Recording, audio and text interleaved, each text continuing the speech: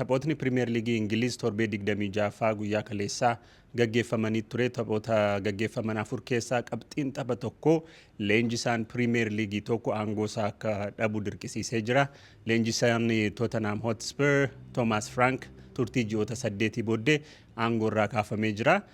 Thomas Frank Hotspur waliin taphoota walitti aanan 8 liigicha keessatti gaggeesseerraa injifannoo tokkoyyuu argachuu hin dandeenye.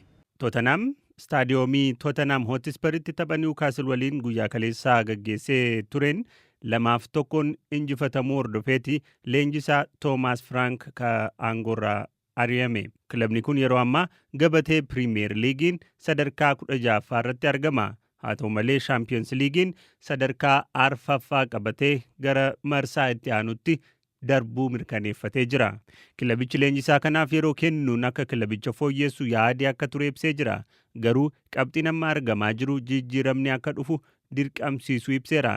Thomas Frank waxabajjii darbe wayita leenjisaa duraanii Ange Postecoglou ari'amu Tottenhamiif hanga bara 2028tti leenjisaa ta'uuf kontiraata mallatteessee ture.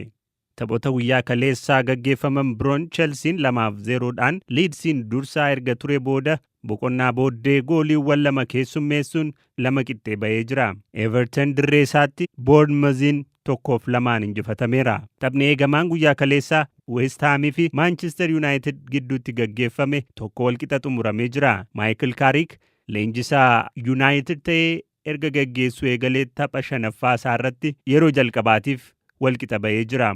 Guyyaa har'aas taphootni Pirimeer Liigii 5 ni gaggeeffamu. Taphoota kanneen keessaa akka eegamu Manchester Cityin dirree isaa Etihaditti isa Fulhamiin keessummeessuudha.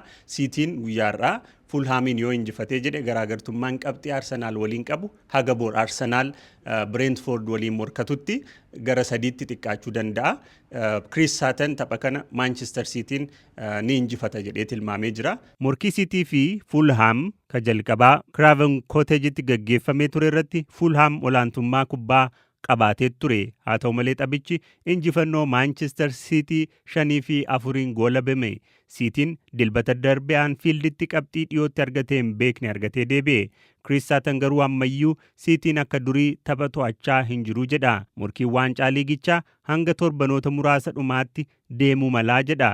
Hagasitti garuu Cityin qabxii hedduu dhabaa deemaa jedha. Fulham garee akka gaariitti kubbaa taphatudha. Etihadittis goolii ni lakkoofsisa. Garuu Cityin dirree isaatti 3-1 ni injifataa jedhee tilmaameera. Morkiin biraan Arsenaal irraa qabxii 9 fagaatee jiru Aston Villa Parkitti Brightonin keessummeessa. Sutton tapha kana Villaan 3-1 injifataa jedheera. Liverpoolis galgala kana dirree isaan ala imalee Sunderland waliin morkata. Sunderland dilbata Arsenaaliin 3-0 injifatameera. Liverpoolis akkasuma Cityin 2-1 mo'amee morkii kanatti dhiyaachaa jira.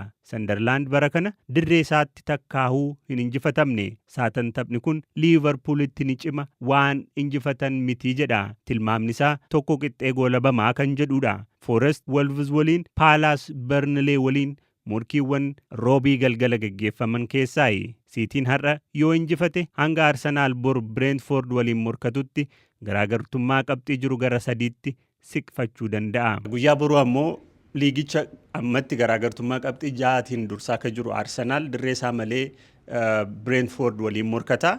Chris Sutton taphni Brentford waliin godhamu kun salphaa ta'uu haa baatuyyuu malee Arsenaal garee kamiyyuu ni injifata. Guyyaa boruus injifatee waancichas ni injifata tilmaama jedhu kennee jira. Taphni Premier Liigii torbee 26ffaan ni dhuma. Guyyaa kamisaa Arsenaalii fi Brentford walitti fida. Brentford torbanoota dura Aston Villa fi Newcastlein injifateera. Injifataan Brentford Igor Thiago ammaan tana Erling Haalanditti aanee taphataa goolii hedduu galchuu danda'edha. Ittisa Arsenaalitti qormaata ta'uu danda'a. Haalli taphaa warra kanniisaa kun Arsenaalitti tapha cimsuu haa danda'uyyuu malee Arsenaal garee kamiyyuu injifachuu danda'a jedha Chris Sutton. Warri kanniisaa ittisatti cimanii taphachuu filachuu waan danda'aniif taphni kun badaa bohaarsaa ta'uu dhiisuu danda'a jedha. Haa ta'u malee Arsenaal karaa itti goolii lakkoofsisu hin dhabu jedha.